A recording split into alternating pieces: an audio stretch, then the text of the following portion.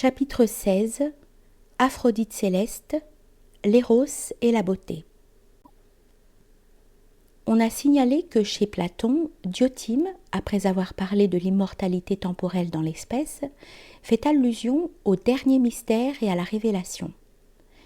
Lorsqu'elle en vient à ceci, c'est pour reprendre d'une certaine manière une théorie qui avait été attribuée dans le banquet à Pausanias, à savoir qu'il existe deux espèces d'amour, en tant qu'il existe deux Aphrodites, l'Aphrodite céleste, Urania, et l'Aphrodite populaire, Pandémos. L'un est l'amour de caractère divin, l'autre l'amour vulgaire. On pénètre par là dans un domaine plutôt problématique. Il semble avant tout qu'on n'ait pas affaire à des mystères plus élevés, mais à une déviation en direction du simple humanisme de la culture.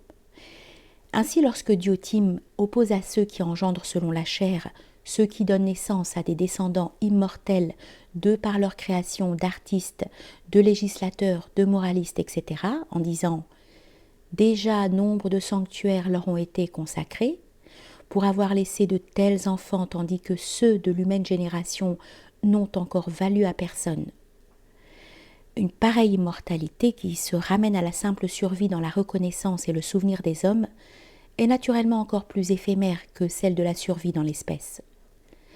On est ici dans un domaine totalement profane, sur la même orientation que celle en vertu de laquelle on allait appeler ironiquement les immortels, les très mortels membres de l'Académie française.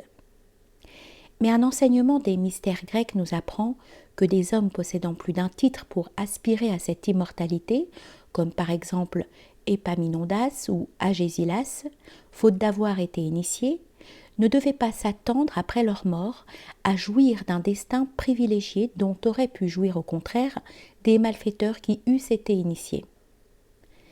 Estimant cependant que ces œuvres humaines immortalisantes ont été inspirées par l'amour de la beauté, Diotime traite ensuite de l'amour en fonction de la beauté, exposant ainsi une espèce d'esthétique mystique et extatique. Cette théorie n'offre pas grand-chose d'utilisable pour le problème des sexes tel que nous l'avons posé. Elle part d'un dualisme qui, au fond, désexualise l'ensemble. Il est en effet question maintenant d'un Éros qui n'est plus celui suscité par une femme, par le rapport magnétique avec une femme, mais celui éveillé par une beauté qui, peu à peu, n'est même plus celle des corps, ni la beauté d'un être ou objet particulier, mais la beauté dans l'abstrait ou l'absolu, la beauté comme idée. Le mythe qui fait ici fonction de clé change lui aussi.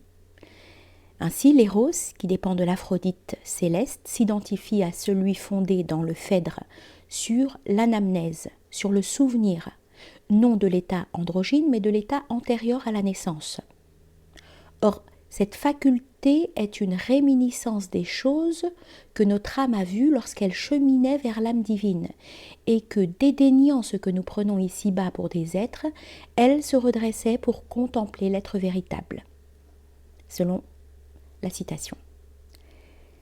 L'amour, spécifiquement lié au sexe, est au contraire présenté comme l'effet de la victoire du coursier noir sur le coursier blanc, celui qui emporte vers les hauteurs, dans l'attelage de l'âme, comme une chute due à un défaut du souvenir transcendantal. Nous citons « Mais l'homme, dont l'initiation est ancienne ou qui s'est laissé corrompre à peine, a remonté d'ici-bas, dans l'autre monde, vers la beauté absolue, quand il contemple sur terre une image qui en porte le nom. Aussi, loin de sentir du respect à sa vue, il cède à l'aiguillon du plaisir, et comme une bête, il cherche à la saillir et à lui jeter sa semence. » Fin de citation. D'où la définition suivante, assez discutable, de l'amour courant. Ouvrez les guillemets. Je dirais donc que quand le désir aveugle, maîtrisant le sentiment qui nous pousse vers le bien, se porte vers le plaisir que donne la beauté, et que fortement renforcé par les désirs de la même famille, qui s'adresse à la beauté physique, il devient un penchant irrésistible. Je dirais que ce désir tire son nom de cette force même et s'appelle amour.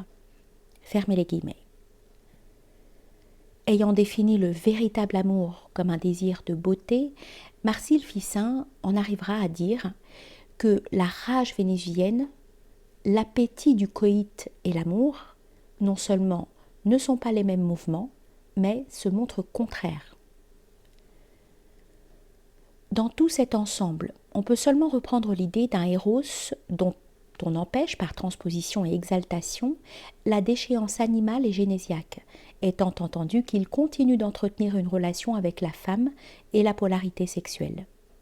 Point sur lequel nous reviendrons lorsque nous traiterons par exemple de l'aspect intérieur de l'amour courtois médiéval.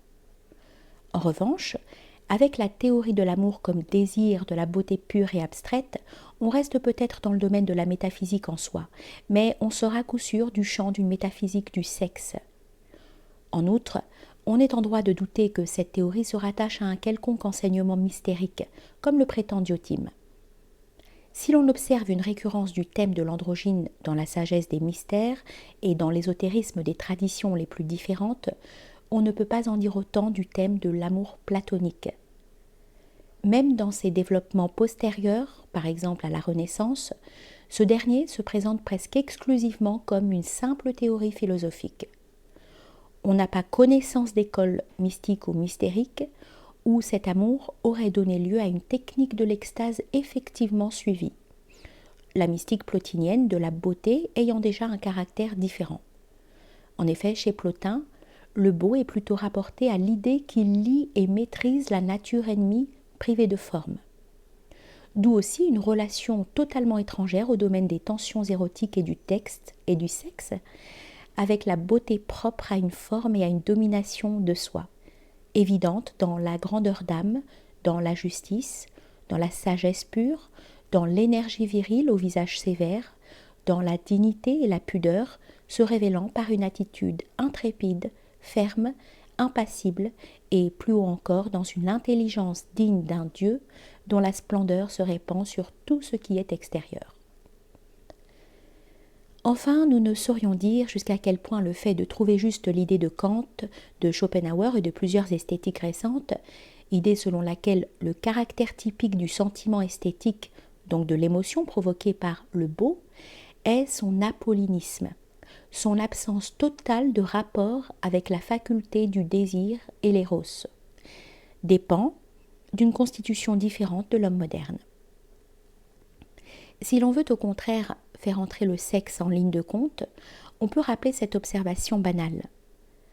Une femme considérée uniquement sous l'angle de la beauté pure n'est pas la femme la plus apte à éveiller le magnétisme sexuel et le désir.